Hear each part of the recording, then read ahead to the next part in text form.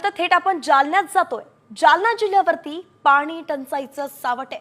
जिल्ह्यातील 64 मध्यम प्रकल्पांमध्ये 2 मध्यम प्रकल्प अगदी कोरडे ठाक पडलेत। 7 मध्यम आणि 57 लघु प्रकल्पात केवळ 28% उपयुक्त पाणी साठा आहे। दिवसेंदिवस पाणी पातळी झपाट्याने कमी होतीये। दरम्यान जालना तालुक्यातील पीर कल्याण मध्यम प्रकल्प कोरडा ठाक पडलाय आणि यामुळे आजूबाजूच्या 10 ते 12 गावांना येणाऱ्या काळात पाणी टंचाईच्या झळा सोसाव्या लागणार आहेत। ही दृश्य आपण पाहतोय मराठवाड्यातल्या जालन्यातली ही दृश्य आहे। कल्याण मध्यम प्रकल्पातून थेट माहिती देत आहेत आमचे प्रतिनिधी अक्षय शिंदे। थेट जाऊयात।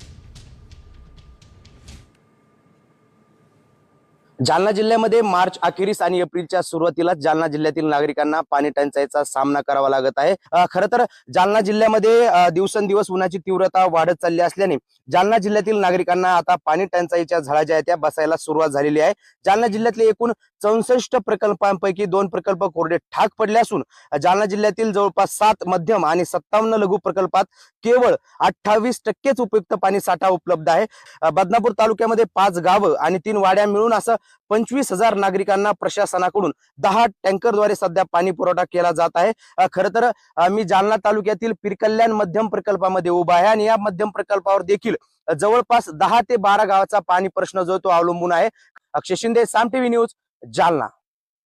तेव्हा मराठवाड्यावरती आपण पाहतोय पुन्हा पाणी टंचाईचं संकट ओढावताना दिसतंय, म्हणून प्रशासनाने यावरती लवकरात लवकर लक्ष देऊन उपाय